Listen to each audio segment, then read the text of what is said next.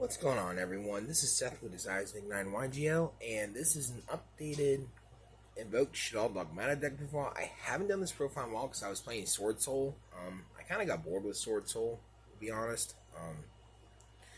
We also got a brand new ban list, so like the deck lost the Anaconda, which is fine, as everyone knows I didn't really play that card, so it didn't really hinder me too much until I picked up something, and I'm like, crap.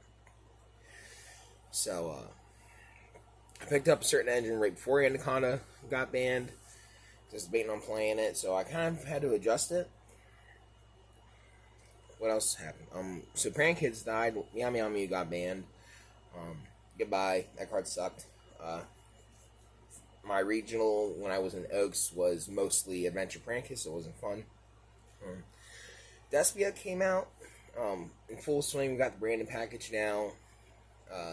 So Despia is can be kind of an issue for this deck because, you know, falling on base can essentially super poly away our targets and stuff like that. So, yeah, so we'll just go ahead and get right into it. So, to start things off, obviously, best normal summon deck, triple Alice for the Invoker. You normal summon him, he gets this Invocation, which is super nice. I really cut back on the Shaddoll package, so now we just play the one Squamata, one Beast, one Aerial, and the one Dragon. A lot of people only play these three. I like playing the Squamata just because it's essentially an extra name for any of these. So if you hard open Schism with a way to dump Squamata, it can just help fill up your graveyard for additional resources. For your Schism plays, so that's why I played Dogmatika. Then for our Dogmatika package, double Ecclesia and one Fleur-de-Lis. I know a lot of people are playing triple Ecclesia. Me personally, I understand why you play 3, but at the same time, I don't like 3. This ratio has always kind of worked for me in the long run. And we don't want to play Maximus just because if you're playing against Despia and stuff and you some Maximus effect, then they just get netted a crap ton of advantage, which we don't want to do. And next, I am still going to play this engine. You don't have to. It's not required. I'm going to, though, just because I got DP like 3 days before the ban list. But one Dash and one Celestial. I feel like this engine's still fine. I understand why a lot of people are not playing this engine anymore in any deck. But still being able to open up the Fusion Destiny or top deck it can be really, really sacky and really, really good. DP is still a hell of a card.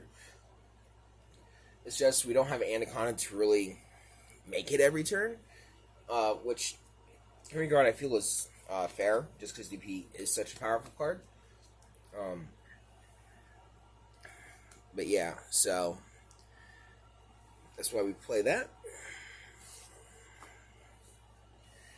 And then for our hand traps, we are playing triple Ash Blossom. Always playing triple Ash. Triple Effect Veiler. And then we are also playing the triple Infinite Impermanence. I feel like this ratio is totally fine. I feel like when you go over 9 hand traps, you just brick way more often than what you want to. And I don't like playing hand trap deck. That's just my personal preference. And I feel like against like all the current meta decks, like the big 2 are going to be Sword Soul and Despia, and all 9 of these can gratefully impact their plays and their decks in general. So it just seems right to have this hand trap lineup. So on to our spells. Pretty standard. Triple Meltdown and the one Terraforming. Meltdown, it protects your future stones from getting solemned, and Terraforming while it's your 4th Meltdown. Double Invocation. Best fusion card ever created.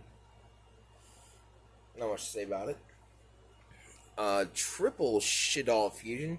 Even though I cut back on the Shaddoll package, we still play Triple Shaddoll Fusion just because going first, sometimes our only play is to make a construct and dump the Schism and attempt to add it back. So, there's that. And probably the best fusion card of the entire current format, Super Poly. You have to play Super Poly now. I really feel like the way Branded Despia has really taken over. Even the branded package in general, the way it's really just started to control the format, you have to play 3 Super Poly either in your main or your side. Because if you don't, and they set up their boards with like Mirror Jade and Masquerade Dragon and stuff, like you're just going to lose. Like you have no option. Or if you make your board going first and they summon Fallen of Albaz, you need to have an option to get that off the field before Super Poly's away your targets. So there's that. Then of course our double fusion Destiny, because we do play DPE. And then when this got hit on the previous ban list, it kind of made me sad, but tune in, dear servant. I understand why this card got hit. I mean, it was just complete crack. Opening up that with any Shaddoll monster was just absolutely insane. It would get you your Schism, get you your Dogmatika stuff. It just did everything you could ever want. Next up, one Call by the Grave. I feel like this is fine to play. And then our newest edition, we are playing the One Change of Heart. So the reason for this is, so like I said, most of the format is Branded Despia. You might see some Sword Soul here and there, but light and dark and stuff like that. So the theory behind this is, if you have Schism, you can change of heart, take their monster, and then you can just banish it and just completely get rid of it altogether and make either a construct or a window. So it's worked out pretty good on online testing. I'm not gonna lie, I have been playing around with it. I like it so far, but yeah. So surprised that card even came back to one. For those who don't know, I started playing Yu-Gi-Oh when the first structure decks came out. I got my first deck at a NASCAR race, which was Star Deck Kaiba. So that was kind of dope. So I got to play with like Change of Heart and all that stuff back in the day. And then for our 2 traps, obviously we are playing our 1 Shaddoll Schism and our 1 Punishment. Some people cut Punishment, some don't. I've always been a fan of it. So main deck is 40 cards. Onto our extra deck. We want Artemis. I don't play Maximus, therefore I don't play the Armorage Secure Garden combo. 1 Gravity Controller. We make our construct in the Ash Monster and link this off, search our Schism from graveyard back to hand. 1 Dark, the Dark Charmer. This is mainly because of stuff like Despia and Branded. It was used before to get the DPE out of the graveyard, but at the same time, you can also use it to pull the Mirror Jade out if you swing over it or get it to the graveyard in general. Because it has to be in the graveyard to resolve, so therefore you can just make your Dark the Dark Charmer and special summon your opponent's Mirror Jade to your side of the field and be like, my Mirror Jade. And if you brick, you can dump your Titaniclad just to kind of like not only disrupt your opponent, but then you get your Dogmatika search too. So it's got a couple viable opportunities there, and it's busted in the mirror match. Like, you just take your opponent's monsters. It's fantastic.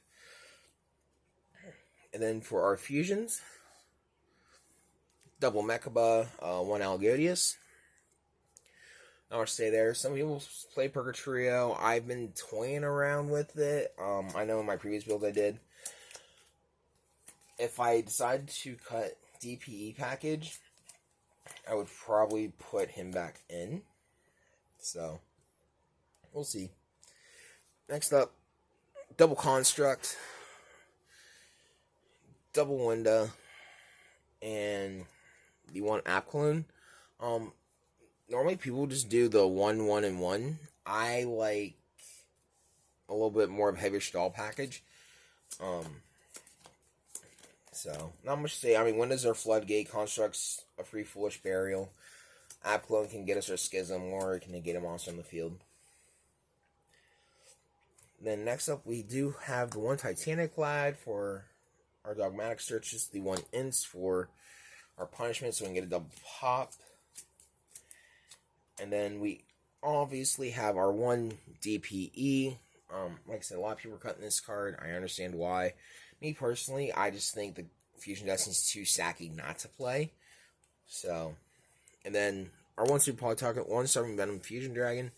Because of the format, if I were to make space for anything else, it would probably be for a second Starving Venom. Like, if you don't play this, you can play 2 of this just because of how the format is. So, this deck will struggle this format, unfortunately, because of what it is. I mean, Sword Soul it can do fairly well against, but Brandon Despia, it's a different story for this deck. So, wait and see. I still think the deck's really, really good. If we had 3 Nadir, it'd probably put up more of a fight, but unfortunately we don't. So, that's it for this deck profile, guys. Please like, comment, subscribe, check find us on TCG Player, Facebook, all that fun stuff. And we will see you guys next time. And until then, stay safe.